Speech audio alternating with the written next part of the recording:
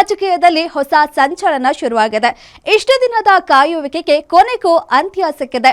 ಹೌದು, ಡಿಸಿಎಂ ಆಗಿದ್ದ DK Shivakumar CM ಆಗ್ತಿದ್ದಾರೆ. ಪ್ರಮಾಣ ವಚನದ ಕಾರ್ಯಕ್ರಮಕ್ಕೆ ವಿಧಾನಸೌಧದ ಮುಂದೆ ಸಿದ್ಧತೆ ಹೇಗಿದೆ ಗೊತ್ತಾ? ಹೇಳ್ತೀವಿ, ಈ ಸ್ಟೋರಿ ನೋಡಿ. ಉಪನಾಯಕನಾಗಿದ್ದ ಡಿಕೆಶಿ ಇನ್ಮುಂದೆ ನಾಯಕ. ನೂತನ ಮುಖ್ಯಮಂತ್ರಿ ಸ್ವಾಗತಿಸಲು ಸಜ್ಜಾದ ಬೆಂಗಳೂರು. ಅಭಿಮಾನಿಗಳಿಂದ ಡಿಕೆಶಿ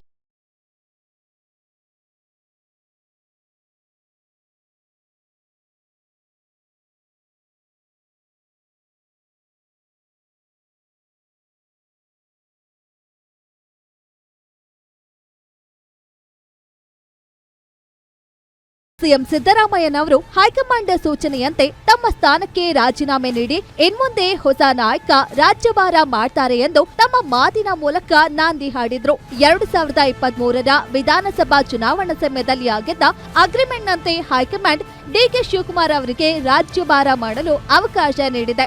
ಈ ಹಿನ್ನೆಲೆಯಲ್ಲಿ ಬೆಂಗಳೂರಿನ ವಿಧಾನಸೌಧದ ಮುಂಭಾಗದಲ್ಲಿ ಡಿಕೆಶಿ ಅಭಿಮಾನಿಗಳು ಬೃಹತ್ ಬ್ಯಾನರ್ ಹಾಗೂ ಫ್ಲೆಕ್ಸ್ಗಳನ್ನ ಕಟ್ಟಲು ಮರದ ಕಂಬಗಳನ್ನು ಅಳವಡಿಸಿ ಅದ್ದೂರಿ ಸಿದ್ಧತೆಗಳನ್ನ ಮಾಡಿಕೊಳ್ತಿದ್ದಾರೆ.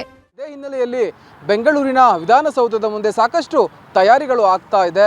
ಈ ಒಂದು ವಿಚಾರವನ್ನ ನಿಮಗೆ ಇವತ್ತು ನಾನು ತೋರಿಸ್ತಾ ಹೋಗ್ತೀನಿ. ನೀವೇನು ನೋಡ್ತಾ ಇದ್ದೀರಾ, ವಿಧಾನಸೌಧದ ಆಪೋಸಿಟ್ ಇರುವ ಈ ಗೇಟ್ ಏನಿದೆ, ಈ ಒಂದು ಉದ್ಯಾನವನದ ಗೇಟಲ್ಲಿ ಸಂಪೂರ್ಣವಾಗಿ ಏನು ಬ್ಯಾನರ್ಗಳಾಗಿರ್ಬೋದು, ಅದೇ ರೀತಿ ಫ್ಲೆಕ್ಸ್ಗಳನ್ನು ಅಳವಡಿಸಲಿಕ್ಕೆ ಎಲ್ಲ ರೀತಿಯ ಏನು ಸುಸಜ್ಜಿತವಾದಂತಹ ಕೆಲಸಗಳನ್ನು ಕಾರ್ಯಕರ್ತರು ಮಾಡಿಕೊಳ್ತಾ ಇದ್ದಾರೆ ಅಂತಾನೆ ಹೇಳಬೇಕು. ಡಿಸಿಎಂ ಡಿಕೆ ಶಿವಕುಮಾರ್ ರಾಜ್ಯದ ಮುಖ್ಯಮಂತ್ರಿ ಆಗಬೇಕು ಎನ್ನುವ ಕೂಗು ಇಂದು ನೆನೆಯದಲ್ಲ. ಅದು ಸಾಕಷ್ಟು ದಿನಗಳಿಂದ ಕೇಳಿ ಬರ್ತಿತ್ತು. ಕೊನೆಗೂ ಅವರ ಅಭಿಮಾನಿಗಳ ಆ ಸುದೀರ್ಘ ಕಾಯುವಿಕೆಗೆ ಕಾಲ ಕೂಡಿ ಬಂದಿದೆ. ಸದ್ಯದ ಮಾಹಿತಿ ಪ್ರಕಾರ ವಿಧಾನಸೌಧದ ಮುಂಭಾಗದಲ್ಲಿ ಕಾರ್ಯಕ್ರಮ ನಡೆಯುವುದು ಬಹುತೇಕ ಖಚಿತ ಎನ್ನಲಾಗ್ತಿದೆ. ಆದರೂ ರಾಜ್ಯದ ಮೂಲೆ ಮೂಲೆಗಳಿಂದ ಲಕ್ಷಾಂತರ ಸಂಖ್ಯೆಯಲ್ಲಿ ಅಭಿಮಾನಿಗಳು ಹರಿದು ಬರುವ ಸಾಧ್ಯತೆ ಇರುವುದರಿಂದ ಮುಂಜಾಗ್ರತಾ ಕ್ರಮವಾಗಿ ಬೆಂಗಳೂರಿನ ಕಂಠೀರವ ಸ್ಟೇಡಿಯಂ ಅಥವಾ ಚಿನ್ನಸ್ವಾಮಿ ಸ್ಟೇಡಿಯಂನಲ್ಲೂ ಕಾರ್ಯಕ್ರಮ ನಡೆಸಬಹುದು ಎನ್ನಲಾಗ್ತಿದೆ. ಪ್ರಮಾಣ ವಚನದ ವಿಚಾರವಾಗಿ ಮಾತಾಡೋದಾದ್ರೆ 3 ಕಡೆ ಪ್ರಮಾಣ ವಚನ ಕಾರ್ಯಕ್ರಮ ನಡೆಯುವ ಸಾಧ್ಯತೆ ಇದೆ. ಯಾಕಂದರೆ ಬೆಂಗಳೂರಿನ ವಿಧಾನಸೌಧದ ಮುಂದೆ 2025ರಲ್ಲಿ ನಡೆದ ಒಂದು RCB ವಿಜಯೋತ್ಸವ ಏನಿದೆ, ಅದರಲ್ಲಿ ಒಂದು ಅವಘಡ ಆಯಿತು. ಹೀಗಾಗಿ ಇಲ್ಲಿ ನಡೆಯುವುದು ಸ್ವಲ್ಪ ಅನುಮಾನವಾಗಿದೆ, ಆದರೂ ಕೂಡ ಹೇಳಲಿಕ್ಕೆ ಆಗೋದಿಲ್ಲ.